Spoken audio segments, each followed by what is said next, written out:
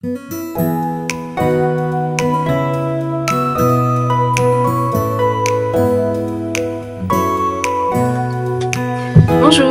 à tous, à toutes. Alors pardonnez-moi pour la lumière déjà, c'est pas terrible parce qu'il fait nuit noire et que j'essaye de donner une luminosité pas trop mauvaise avec ce que j'ai derrière, devant, enfin voilà. Je raconte ma petite vie.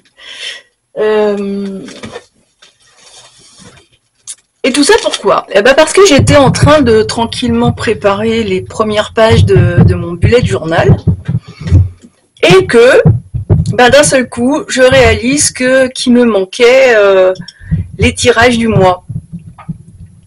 Bah oui, c'est bête, hein. Alors j'ai quand même commencé mes pages. Je vais vous les montrer. J'ai pris un thème, enfin j'ai pas vraiment de thème moi en général. Mais pour février, j'ai quand même mis le petit cœur de l'amour. Donc, voilà. Ça va me servir d'intercalaire. Parce qu'en fait, je suis toujours en train de chercher. C'est vrai que c'est un peu agaçant. Donc là, c'est ma page mensuelle, hein. Voilà. Et derrière, j'ai commencé ma page livre et challenge. Et puis ensuite je continuerai suivant le thème qui va sortir aujourd'hui, enfin ouais, qui va sortir. Prêt? Voilà, donc c'est vrai que mon carnet est très simple. J'ai fait une couverture parce que j'aime bien avoir de quoi mettre mes stylos là. Mais c'est vrai que je reste vraiment dans la simplicité. Alors, en général, c'est vrai que je vous propose une idée positive. Donc, on est quoi là? On est le 28, ça va être publié le 29 janvier. Alors... Bon, je suis tombée direct sur le 29, donc on prend le 29. Si vous avez la chance d'avoir encore vos grands-parents, interrogez-les sur leur passé. Connaître votre histoire familiale vous aidera à mieux savoir qui vous êtes. C'est marrant ça, parce que je viens de terminer un livre coup de cœur dont je vous parlerai lundi et qui est... vraiment sur ce thème. Donc je suis vraiment dans le thème. Alors évidemment, bon moi je n'ai plus mes grands-parents. Je suis grand-mère moi, mais c'est vrai que c'est toujours moi j'ai toujours interrogé sur le passé, j'ai toujours voulu casser les non-dits, les secrets de famille, ce genre de choses, c'est à part pourrir la vie et nous mener à une existence qui en fait n'est pas vraiment la nôtre, c'est vraiment pas ce que je conseille.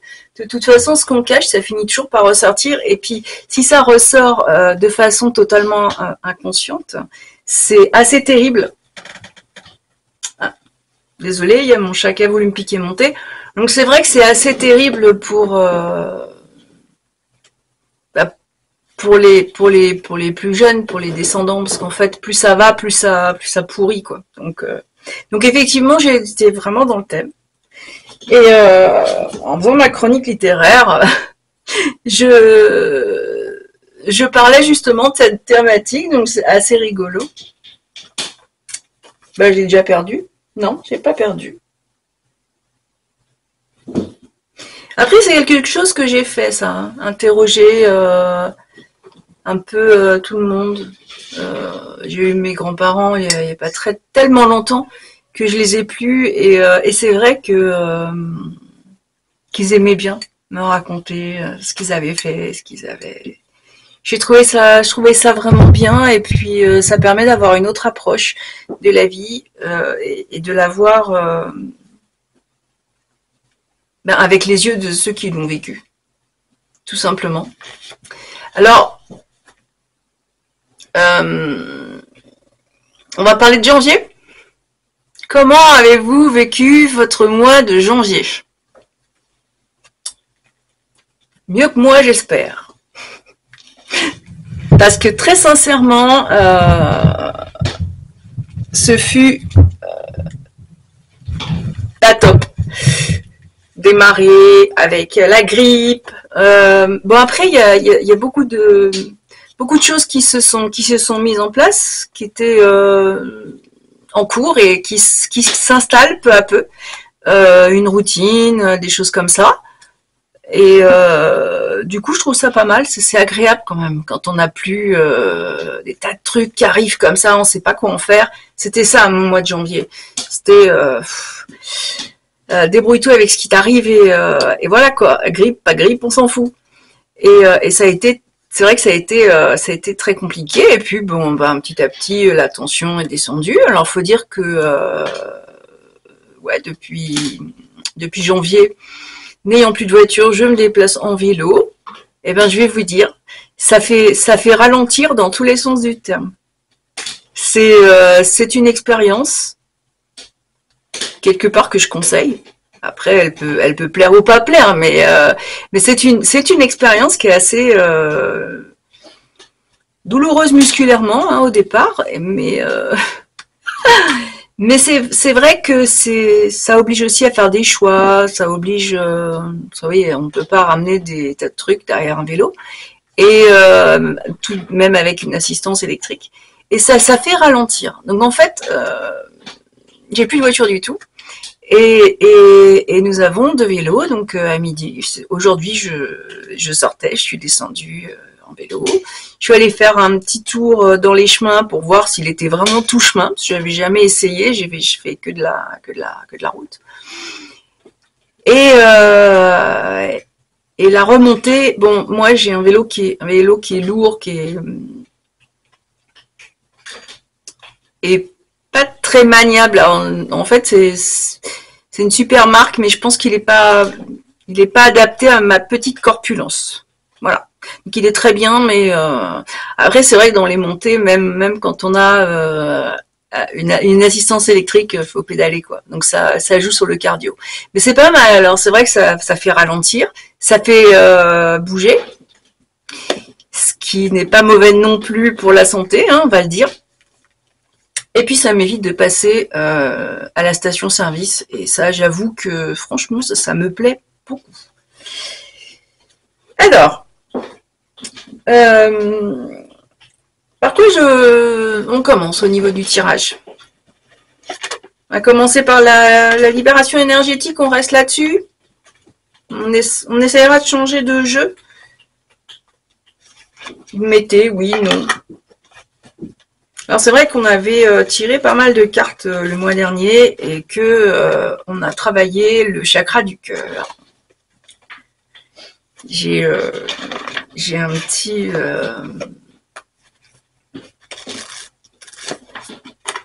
j'ai un chouette petit boîtier qui a en fin de compte vous choisissez ce que vous voulez faire, par exemple 15 minutes de yoga et il vous sort une séance de 5 minutes de yoga. Je trouvais ça assez génial. Et ça fait un peu bouger les jours où on ne bouge pas. Et puis je fais le matin. Et c'est vrai que c'est très intéressant. Tout comme le vélo. Hop, voilà. Je papote, et voilà la carte qui nous dit changement concret. C'est sûr. C'est ce que je viens de vous dire. Pour moi, les changements sont concrets, ils s'installent. Est-ce qu'il va y en avoir encore d'autres? C'est grand mystère. Parce que finalement, hein, je ne suis pas diseuse de vérité. Et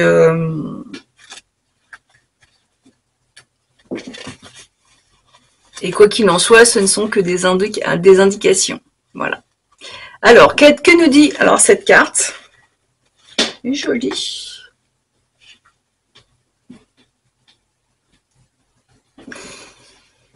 Tu as pris beaucoup de temps pour travailler sur tes énergies. C'est vrai, là, cette fois, je l'ai fait. Et tu as réussi à prendre du recul et à prendre conscience du rôle que tu as joué dans tes relations avec les autres. Tu as réussi à cerner tes anciennes peurs, blocages, et tu as réussi à t'en libérer. Aujourd'hui, tu es dans une énergie de changement concret. Ta transformation intérieure va donner lieu à une très grande transformation dans ta vie extérieure. Waouh! De nombreux événements concrets sont en chemin, donc beaucoup de synchronicités se mettent en place. Tu es dans une énergie où tu vas recevoir les fruits de tous tes efforts et de ton investissement pour être dans une véritable connexion avec toi-même. Comme quoi, le vélo, ça a du bon. Les chats aussi, je suis envahie. Aujourd'hui, tu peux avancer de façon concrète car la connexion avec ton chakra racine est rétablie. Tout est possible pour toi. Et tu es loin des blocages et des événements imprévus. Donc tu entres dans l'énergie d'une nouvelle avancée concrète et de réalisation de projets qui te tiennent à cœur. Tu peux t'attendre à de profonds bouleversements dans tous les domaines de ta vie. La réussite et la réalisation positive sont en chemin vers toi. Tu peux être fier de toi. Eh bien, merci. C'est vrai que c'est marrant. Heureusement que je les sors en direct, ces cartes, parce que sinon on pourrait croire que je triche. Non. Alors la méthode, c'est la méthode du miroir. Alors je ne sais pas si ça va être la même que celle que j'emploie moi. Tes guides te disent bien que tu as déjà entrepris un très grand travail énergétique sur toi, mais tu ne la vois pas. Tu projettes à toi-même et aux autres un reflet qui ne correspond pas à la beauté de tes énergies. Ça, c'est dommage. Tu es peut-être déjà dans un travail énergétique, mais tes guides te demandent de te regarder dans un miroir. Alors moi, pendant que je filme, je me vois. Prends du temps pour toi, regarde-toi sans artifice, sans jugement et sans critique. Regarde-toi dans les yeux et regarde cette lumière qui ne demande qu'à jaillir.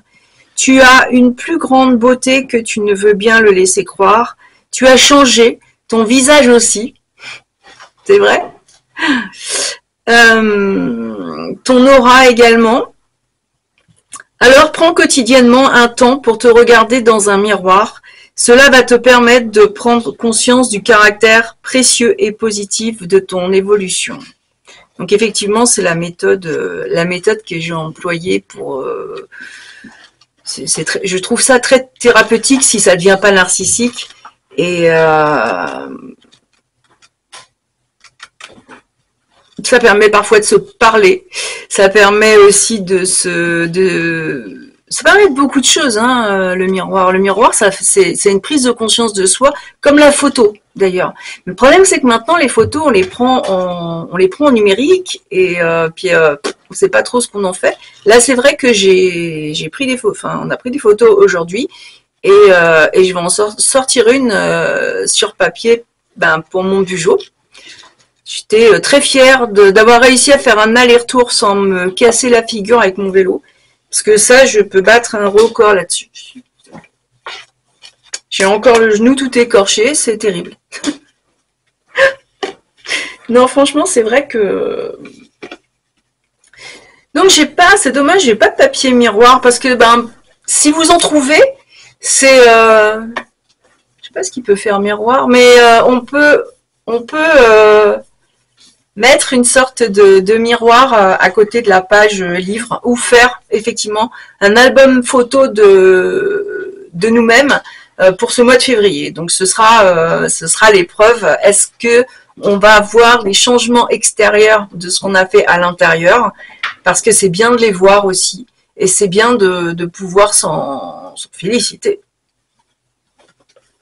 Enfin, parce que je sais pas vous, mais moi je me suis donné beaucoup de mal quand même. Hein. Et puis, beaucoup de temps. Alors, quelle pierre? Je sais pas si vous la portez, on avait sorti la fluorite, j'en ai deux et j'ai porté les deux. Parce qu'elles sont pas exactement pareilles, c'est vrai que la fluorite a pas mal de couleurs en fin de compte. J'adore cette pierre, j'adore leur forme. Je sais pas si je vais pouvoir les quitter, j'étais contente de les mettre.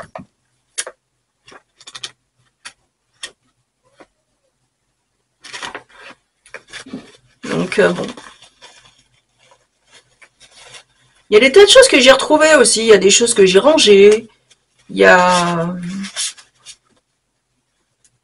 Je fais des nettoyages énergétiques, pas mal. Des nettoyages dans des pièces, dans des endroits qui étaient un petit peu trop envahis de saloperies. Il y a des trucs qui sont allés à la chaudière aussi, quand vraiment quelque chose doit, pour moi, quand quelque chose doit vraiment être éliminé, le feu purifie. Pour d'autres, c'est autre chose, hein, mais c'est vrai que pour moi, le feu purifie. Donc, hop, il y avait vraiment, pour moi, des petites choses toxiques, et elles ne sont plus. Voilà. Elles sont, elles sont centres. Mais je crois même pas. Alors, la pyrite. Je crois que j'en ai une aussi. L'énergie, pour se matérialiser, a besoin de se concentrer, de s'organiser et de se structurer de façon équilibrée. On va regarder ce que ça nous dit de plus. C'est joli, elle est...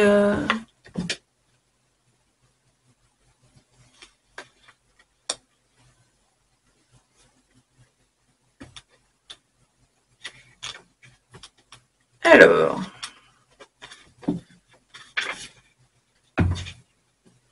La pyrite.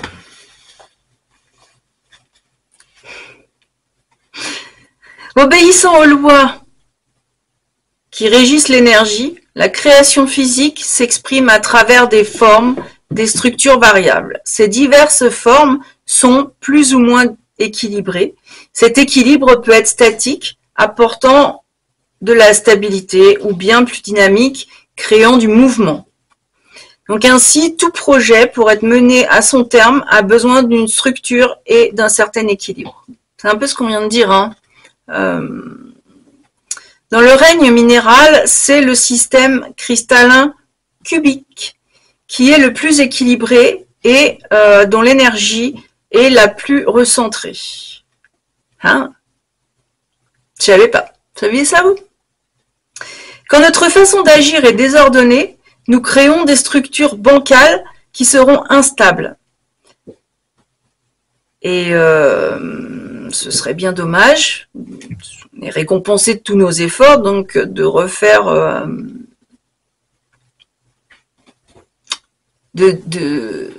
ce serait dommage de rompre l'équilibre. Voilà.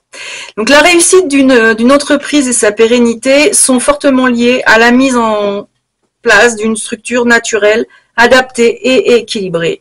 Et pour cela, la nature est le parfait maître d'œuvre et nous pouvons nous inspirer de ces structures naturelles et des principes énergétiques qui en sont à l'origine.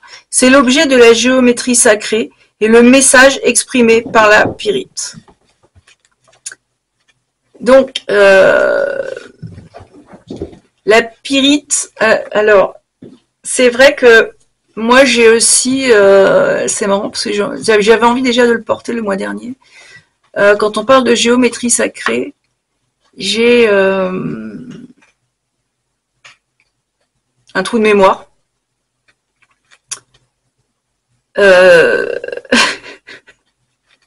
J'ai des pendentifs. En général, on fait des pyramides, c'est pyramidal, mais des orgonites. Voilà. Donc en général, les orgonites, c'est vrai qu'elles sont pyramidales, elles sont et en fait, moi j'en ai qui sont en pendentif et qui en plus des pierres qui sont dedans ont cette géométrie sacrée et entre autres, j'ai une fleur de vie et j'ai très envie de porter cette fleur de vie. Donc Voilà, vous voyez, on a toujours un choix ou une inspiration, puis il faut se laisser, faut pas se laisser envahir, je pense, par ce qu'on nous impose, mais c'est bien de se laisser aussi guider par son intuition. En plus, là, il n'y a pas vraiment, enfin, c'est pas un cube, mais ce serait pas facile d'avoir un pendentif cubique, mais ce sont des cercles. C'est vrai que souvent, on met, parce que là, c'est vrai que j'ai un bijou qui devrait être dans un cercle, il ne l'est pas, mais je l'aime beaucoup, donc je le mets quand même. Et puis les cercles sont à côté.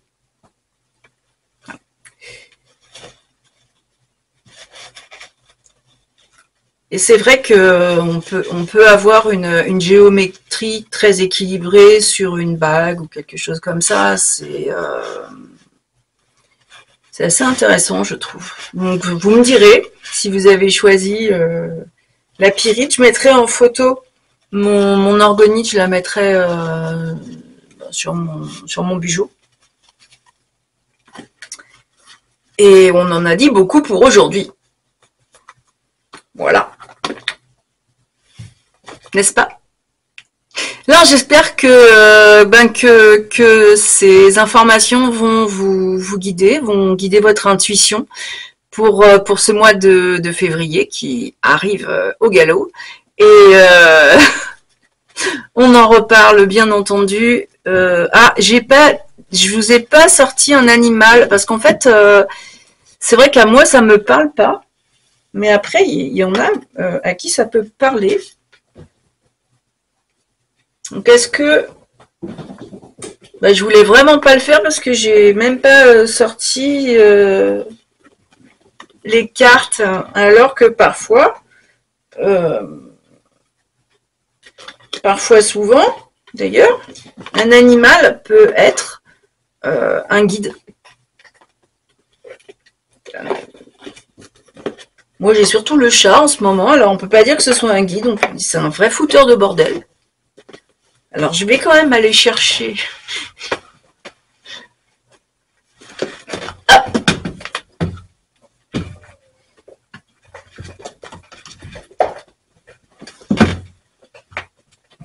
c'est illustré par... c'est très bien illustré et c'est un jeu qui a été fait par Leila Del Monte,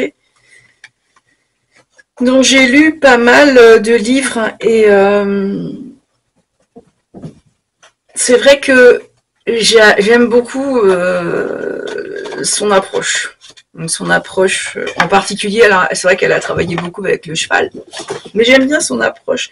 Son approche en ressenti animal, ce que beaucoup se vantent d'avoir et non pas d'ailleurs, et je trouve que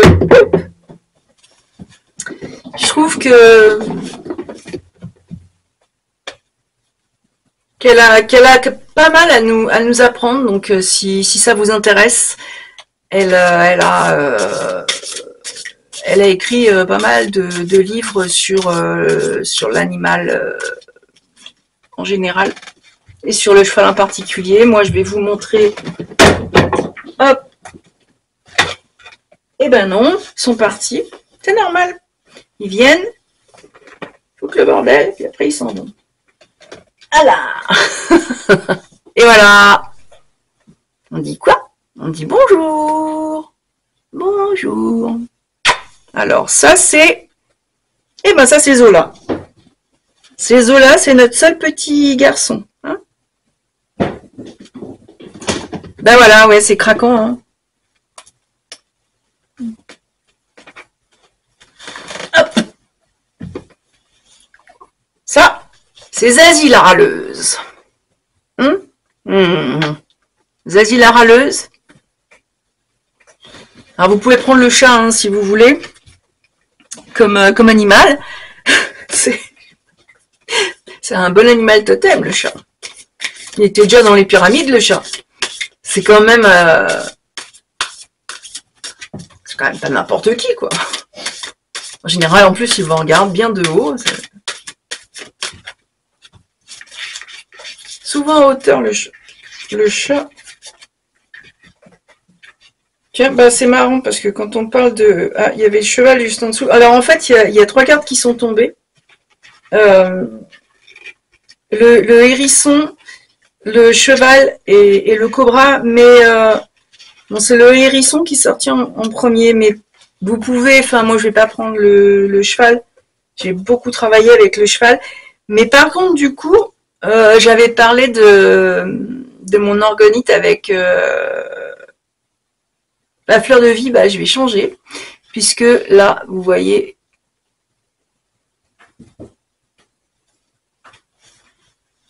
et elle est sur les deux. Je ne crois pas au hasard. Donc, le hérisson, c'est un joli petit animal. Je ne sais pas ce qu'il vous dit.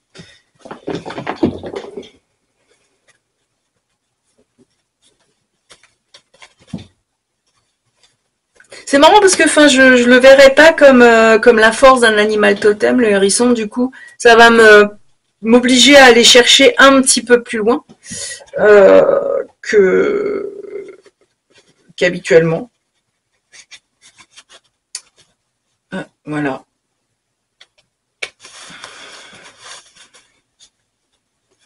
Alors, je vous ai pas donné les nouvelles du mois. Donc vous avez donc au choix hein, le cheval et le hérisson pour vous accompagner dans tous les changements dont on a parlé, c'est dans tous les énergies qui s'équilibrent.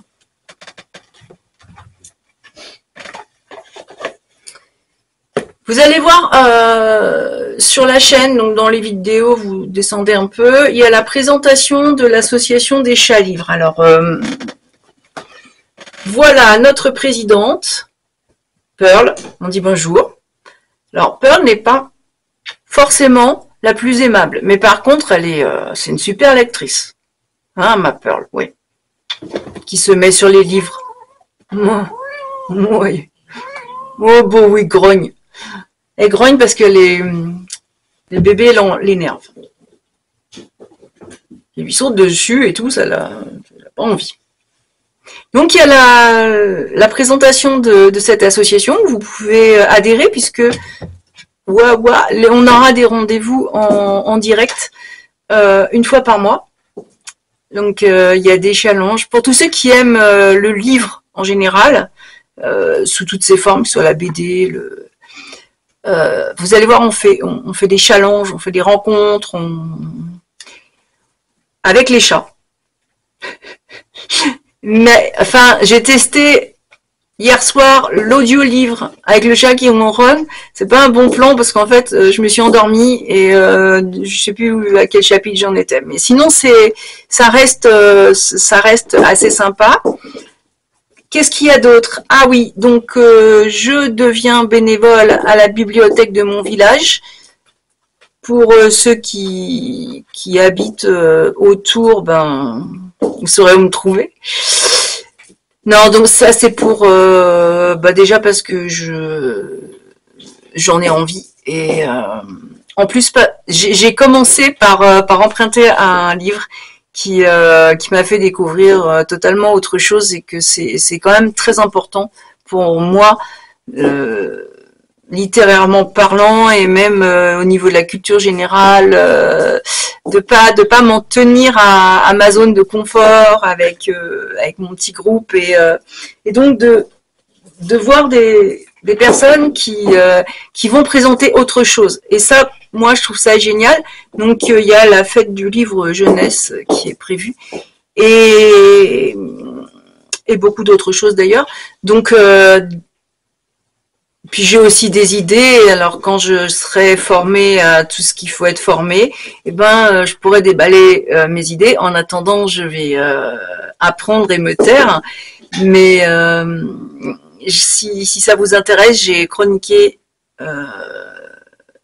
ce livre que j'avais pris. C'est assez court, donc ça a été vite lu et c'était marrant. C'est vraiment une découverte assez sympa. Donc c'est pareil, il est sur la chaîne dans la catégorie des chroniques et si vous voulez l'écouter, et découvrir ce bouquin. Ben, franchement, allez-y, vous allez voir, c'est drôle. C'est peut-être pas censé être ça, mais c'est drôle. Si vous aimez les sorcières un peu déjantées, rien à voir avec le coup de cœur que je vous ai montré en début d'émission, hein, mais rien à voir. Donc voilà. Et ben c'est tout pour